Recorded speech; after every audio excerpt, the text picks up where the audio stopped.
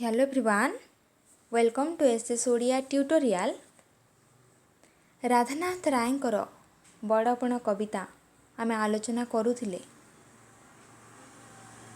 ଆଜି ତାର ତୃତୀୟ ଭାଗ ଆଲୋଚନା କରିବା।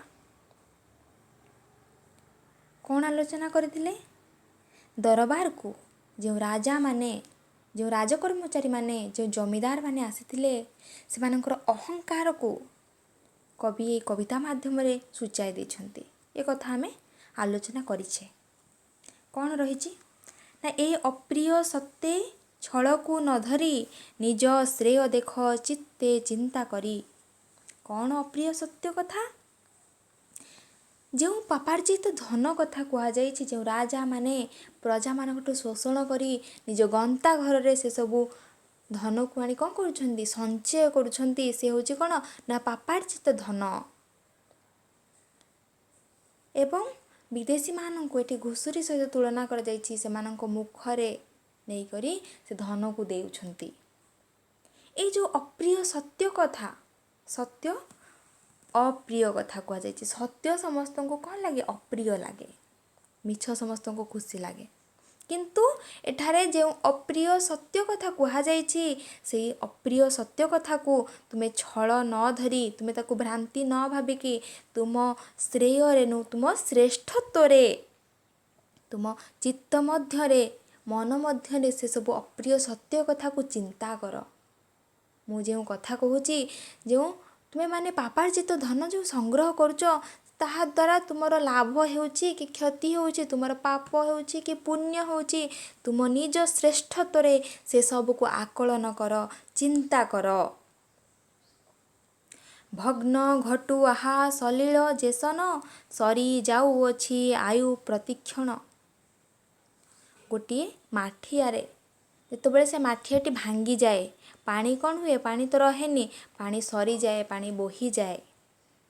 ସେହିପରି ଭାବରେ ସଲିଳ ହେଉଛି ଜଳ, ଭଗ୍ନ ଘଟୁ ଭଙ୍ଗା ମାଠିଆ। ଭଙ୍ଗା ମାଠିଆରୁ ପାଣି ଯେପରି ଭାବରେ ସରିଯାଏ, ବୋହିଯାଏ, ସେହିପରି ଭାବରେ ଆୟୁ, ମଣିଷର ଆୟୁ ବା ଆୟୁଷ କ'ଣ ହେଉଛି? ପ୍ରତି କ୍ଷଣରେ, ପ୍ରତି ସମୟରେ ସରି ସରି ଯାଉଛି। ବଡ଼ କ୍ରୂର କାଳ, ବଡ଼ ଅବିଶ୍ୱାସୀ, ହାବଡ଼ି ଯିବ ସେ ଆଚମ୍ବିତେ ଅସି। ବଡ଼ କ୍ରୂର କାଳ, ବଡ଼ କ୍ରୂର ହେଉଛି ନିଷ୍ଠୁର କାଳ। ଏ ସମୟ ହେଉଛି ବଡ଼ ନିଷ୍ଠୁର, ବଡ଼ ଅବିଶ୍ୱାସୀ ମଧ୍ୟ। କ'ଣ ଅବିଶ୍ୱାସୀ? ନା କେତେବେଳେ ମଧ୍ୟ ସେ ଅତର୍କିତ ଭାବରେ ସମସ୍ତଙ୍କୁ ଚକିତ କଲା ଭଳି କ'ଣ ହେବ? ଆସି ପହଞ୍ଚିଯିବ। କିଏ ପହଞ୍ଚିଯିବ? ନା ମୃତ୍ୟୁ ପହଞ୍ଚିଯିବ। ଏ ମୃତ୍ୟୁ ହେଉଛି ସବୁଠାରୁ ବଡ଼ ଅବିଶ୍ୱାସୀ।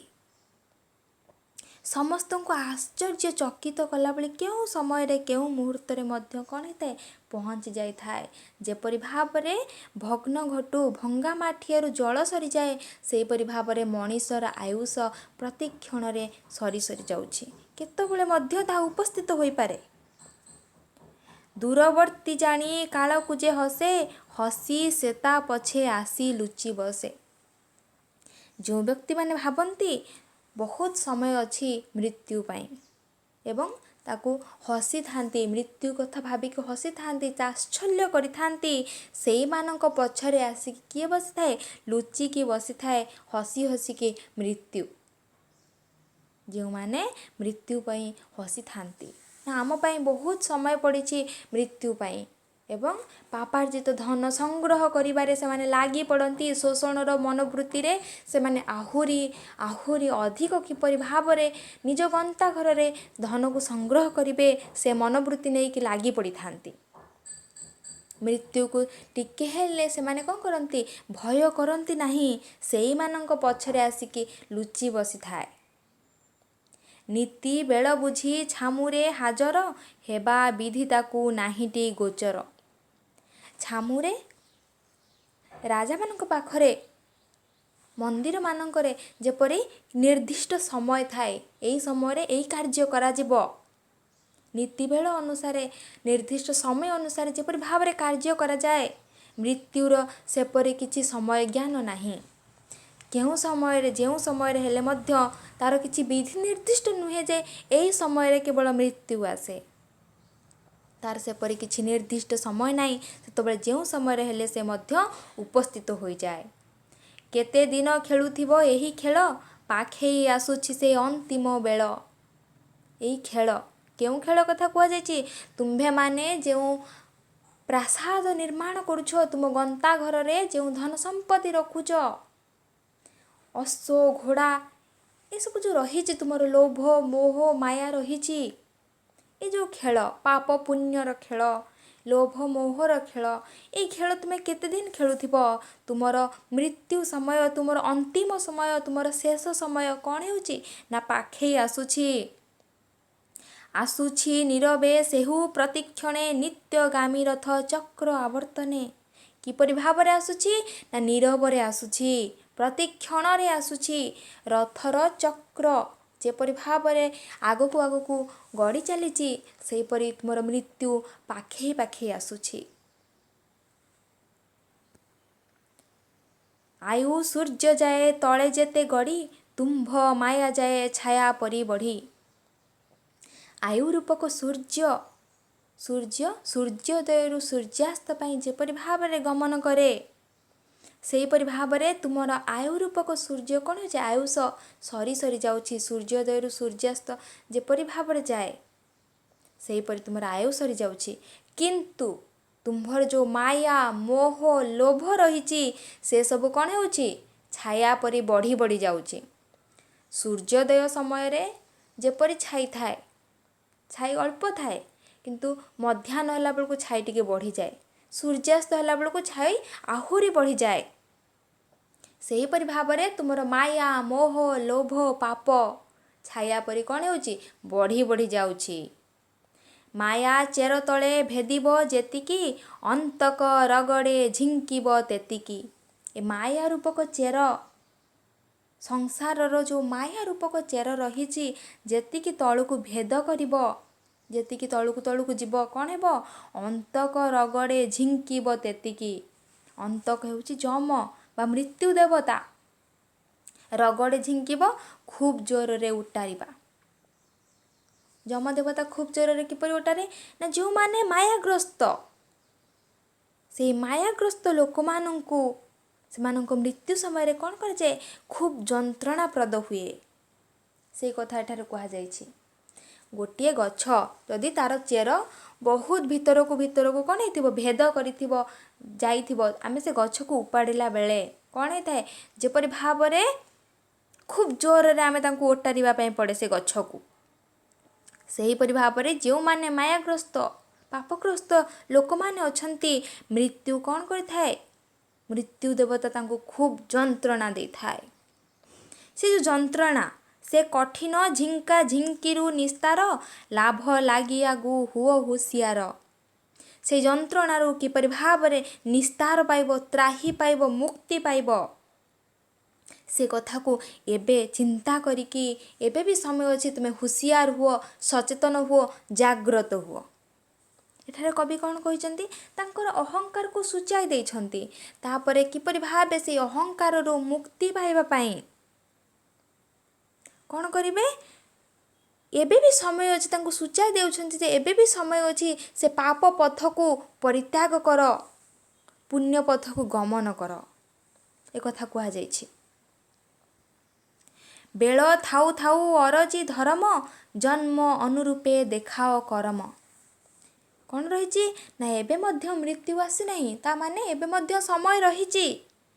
ସେଥିପାଇଁ ଅରଜି ଧର୍ମ, ଧର୍ମକୁ କ'ଣ କର? ଅର୍ଜନ କର। ଏବେ ମଧ୍ୟ ଡେରି ହୋଇନାହିଁ। ତୁମେମାନେ ଯେତିକି ପାପ କଲଣି, ଏବେ ମଧ୍ୟ ଡେରି ହୋଇନାହିଁ। ତୁମେମାନେ କ'ଣ କର? ସେ ପାପ ରାସ୍ତାକୁ ପରିତ୍ୟାଗ କରିକି ପୁଣି ଥରେ ଧର୍ମ ଅର୍ଜନ କର। ଜନ୍ମ ଅନୁରୂପେ ଦେଖାଅ କରମ। ତୁମ୍ଭର ଯେଉଁ ଜନ୍ମ ହୋଇଛି, ମଣିଷ ଜନ୍ମ ଶ୍ରେଷ୍ଠ ଜନ୍ମ, ସେ ମଣିଷର ଶ୍ରେଷ୍ଠତ୍ୱକୁ ଦେଖାଅ। ତୁମ୍ଭେମାନେ କ'ଣ କର? ପୁଣ୍ୟ ଅର୍ଜନ କର। ପ୍ରଜାମାନଙ୍କୁ ପ୍ରଜାନୁରଞ୍ଜନ ହୁଅ। ପ୍ରଜାମାନଙ୍କୁ କିପରି ଭାବରେ ଭଲ ଭାବରେ ପାଳନ କର। ଜନ୍ମ ଫଳେ ଭବେ ବଡ଼ପଣ ପାଇ, ଧର୍ମ ଫଳେ ତାକୁ କର ଚିରସ୍ଥାୟୀ। ଜନ୍ମର ଫଳ କ'ଣ? ନା ଶ୍ରେଷ୍ଠତା। କେଉଁ ଶ୍ରେଷ୍ଠତା? ନା ଏ ଯେଉଁ ଧର୍ମ ରୂପକ ରହିଛି, ଧର୍ମ ଫଳେ ତାକୁ କର ଚିରସ୍ଥାୟୀ। ତୁମର ଶ୍ରେଷ୍ଠତାକୁ କିପରି ଭାବରେ ଚିରସ୍ଥାୟୀ କରିବ? ନା ଏକମାତ୍ର ମାର୍ଗ ହେଉଛି ଧର୍ମ। ତୁମେମାନେ ଯେତେବେଳେ ଧର୍ମ ଅର୍ଜନ କରିବ, ସେଇ ଧର୍ମ ହିଁ ତୁମକୁ ଶ୍ରେଷ୍ଠତା କରିବ। ତୁମର ବଡ଼ପଣ, ତୁମର ମହାନ ପଣିଆ ହେଉଛି ଏକମାତ୍ର ଧର୍ମ। ଧର୍ମ ଏକପୋତ ଗଢ଼ିଛନ୍ତି ବିଧି, ତରିବାକୁ ଏହି ସଂସାର ବାରିଧି। ବିଧି, ଭଗବାନ, ସ୍ୱୟଂ ଭଗବାନ କ'ଣ କରିଛନ୍ତି? ନା ଧର୍ମ ରୂପକ ଏକ ପୋତ ଗଢ଼ିଛନ୍ତି, ଏକ ଜାହାଜ ଗଢ଼ିଛନ୍ତି, ଏକ ବୋଇତ ଗଢ଼ିଛନ୍ତି। କ'ଣ ପାଇଁ ଗଢ଼ିଛନ୍ତି ଏ ବୋଇତ? ଧର୍ମ ରୂପକ ବୋଇତ। ନା ଏ ଯେଉଁ ସଂସାରର ବାରିଧି, ସଂସାରର ସମୁଦ୍ରକୁ ପାର କରିବା ପାଇଁ ଭଗବାନ କ'ଣ କରିଛନ୍ତି? ବିଧାତା ଗଢ଼ିଛନ୍ତି ଧର୍ମ ରୂପକ ବୋଇତ। କେବଳ ଏହି ସଂସାରରୁ ପାରି ହେବା ପାଇଁ ଲୋଭ ମୋହ ସେ ମଧ୍ୟରେ, ପାପ ମଧ୍ୟରେ ନ ପଡ଼ିକି ଆମେ ଯଦି ଉଚିତ ଧର୍ମ ଅର୍ଜନ କରିବା, ତାହେଲେ ଆମେ ଏଇ ଯେଉଁ ସଂସାରରୁ ମୁକ୍ତି ପାଇଯିବା। ଧର୍ମ ଏକା ସିନା ମହତ ପଣିଆ, ଆଉ ବଡ଼ପଣ ଅଢ଼େଇ ଦିନିଆ। ଯେତେ ଅଟ୍ଟାଳିକା ରହିଛି, ଯେତେ ଗନ୍ତାଘର ରହିଛି, ଯେତେ ଅଶ୍ୱ ଘୋଡ଼ା, ଆମେ କହିବା ଇଏ ସବୁ ଆମର ସମ୍ପତ୍ତି। ଏ ଯେଉଁ ସମ୍ପତ୍ତି କହିବା, ଇଏ ହେଉଛନ୍ତି କ'ଣ? ସବୁ ଅଢ଼େଇ ଦିନର, କେହି ଚିରସ୍ଥାୟୀ ନୁହେଁ। ଏକମାତ୍ର ଚିରସ୍ଥାୟୀ ହେଉଛି ଧର୍ମ। ମଣିଷ ମୃତ୍ୟୁ ସମୟରେ କେହି କିଛି ନେଇକି ଯାଏ ନାହିଁ, କିନ୍ତୁ ସେ ଯେଉଁ ଜୀବନରେ ଧର୍ମ ଟିକିଏ ସଞ୍ଚୟ କରିଥାଏ, ସେ ସେଇ ଧର୍ମ ଟିକିଏ ନେଇକି ଯାଏ। ଆଉ ସବୁ ହେଉଛି କ'ଣ? ନା ଅଢ଼େଇ ଦିନର। ଧର୍ମ ହେଉଛି ଏକମାତ୍ର ମହାନ ପଣିଆ, ମହତ ପଣିଆ ବା ଶ୍ରେଷ୍ଠତା। ବଡ଼ପଣ ଭାଇ ଏକା ସିନା ସେହି, ଛଡ଼ାଇ କେହି ଯା ନ ପାରଇ ନେଇ। ଆମେ ଏଇନା ସେଇ କଥା ଆଲୋଚନା କଲେ। ବଡ଼ପଣ ହେଉଛି ଏକମାତ୍ର ଯାହାକୁ କେହି କେବେ ଛଡ଼ାଇକି ନେଇପାରେ ନାହିଁ। ଗୋଟିଏ ଗନ୍ତାଘର ଦେଖିବା, ଅଟ୍ଟାଳିକା, କି ଆମ୍ଭେ ଯଦି କହିବା ଆମର ଇଏ ସବୁ ସମ୍ପତ୍ତି, ସେ ତାକୁ ଜଣେ କି ଅଲଗା ଜଣେ ଚାହିଁବ ବି ବଳ ପ୍ରୟୋଗ କରି ଛଡ଼େଇକି ନେଇପାରିବ। କିନ୍ତୁ ଆମ୍ଭେମାନେ ଯଦି ଧର୍ମ ସଞ୍ଚୟ କରିବା, ତାହେଲେ ସେ ଧର୍ମ, ଆମେ ଯେଉଁ ସଞ୍ଚିତ ଧର୍ମ, ତାକୁ କେହି କେବେ ଆମଠାରୁ ଛଡ଼େଇକି ନେଇପାରିବନି। ବଡ଼ପଣ ସେହି ଅନ୍ତେ ସୁଦ୍ଧା ଯାର, ସୌରଭେ ଚହଟୁ ଥାଏ ଏ ସଂସାର। ବଡ଼ପଣ କ'ଣ? ନା ଅନ୍ତରରେ ସୁଦ୍ଧା ଥାଏ ଯାର, ଅନ୍ତର ଯାହାର ପବିତ୍ର, ଯେ କେବେ ହେଲେ ଲୋଭ ମୋହ ମାୟାରେ ପଡ଼େ ନାହିଁ, ସିଏ ହେଉଛି ଏକମାତ୍ର ମହାନ ପଣିଆ। ତାର ସୁବାସ ସବୁଆଡ଼େ କ'ଣ କରୁଥାଏ? ଚହଟୁଥାଏ ଏ ସଂସାରରେ। ଯଦି ଏପରି ବ୍ୟକ୍ତିର କେବେ ହେଲେ ମୃତ୍ୟୁ ହୁଏ, ସେ ଚିରଦିନ ପାଇଁ ଅମର ହୋଇକି ରହେ। କ'ଣ ପାଇଁ ଅମର ହୋଇ ରହେ? ତାର ବଡ଼ ପଣିଆ ପାଇଁ, ତାର ମହତ ପଣିଆ ପାଇଁ ସେ ମରି ମଧ୍ୟ ଅମର। ତାକୁ ସମସ୍ତେ ମନେ ରଖିଥାନ୍ତି, ସେ ଏତେ ବଡ଼ ବ୍ୟକ୍ତି ଥିଲା, ଏତେ ମହାନ ପଣିଆ ଥିଲା, ତାର ଯେଉଁ ଗୁଣ, ସେ ସବୁକୁ କ'ଣ କରିଥାଏ? ଏ ଚିରଦିନ ପାଇଁ ଏ ସଂସାରରେ ଅମର ହୋଇକି ରହେ। ବଡ଼ପଣେ ସିନା ସେହି ତାକୁ ଗଣି, ଯେଉଁ ବଡ଼ପଣ ଦ୍ୱିଲୋକ ସାଧିନୀ। ଦ୍ୱିଲୋକ ସାଧିନୀ କ'ଣ? ଦୁଇ ଲୋକ, ମର୍ତ୍ତ୍ୟଲୋକ ଓ ସ୍ୱର୍ଗଲୋକ, ଦୁଇ ଲୋକକୁ କୁହାଯାଇଛି। ସ୍ୱର୍ଗଲୋକ ମର୍ତ୍ତ୍ୟଲୋକରେ କ'ଣ ହେଇଥିବ? ବଡ଼ପଣ ଆମେ ତାକୁ ଗଣିବା କାହାକୁ? ଯେ କି ସ୍ୱର୍ଗଲୋକରେ, ମର୍ତ୍ତ୍ୟଲୋକରେ ତାର ଗୁଣ, ତାର ଗରିମା ଭୂୟସୀ ପ୍ରଶଂସା ହେଉଥିବ।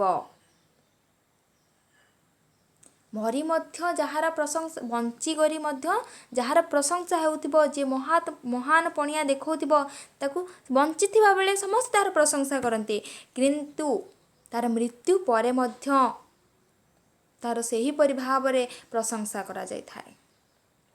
ସେହି ସିନା ବଡ଼ପଣ, ଯହିଁ ଲାଗି ଅନ୍ତକର ବଜ୍ରଦନ୍ତ ଯାଏ ଭାଙ୍ଗି। କ'ଣ ସେ ବଡ଼ପଣ?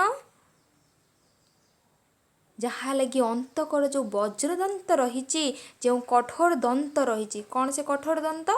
ନା ସତ୍କୀର୍ତ୍ତି ଯେଉଁମାନେ କରିଥାନ୍ତି, ସେମାନେ ମରି ମଧ୍ୟ ଅମର। ତାଙ୍କୁ କାଳ, ଏଇ ଯେଉଁ निष्ठुर काल रही जो अविश्वासी काल रही से केबे हेले सेई व्यक्ति को ग्रास करि पारे नहीं।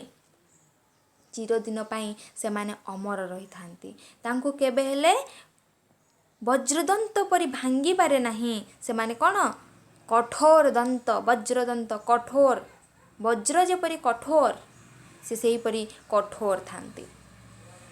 सेही बड़पणे बड़ाओ मतिकी काल न पारिब पशिजा कतिकी। सेही वज्र परि किपरि भाबरे तुम्भमानक महान पणिया हेब सेही वज्र परि महान पणिया को तुमर मन को पाप रास्तारू पुण्य रास्ता को आण।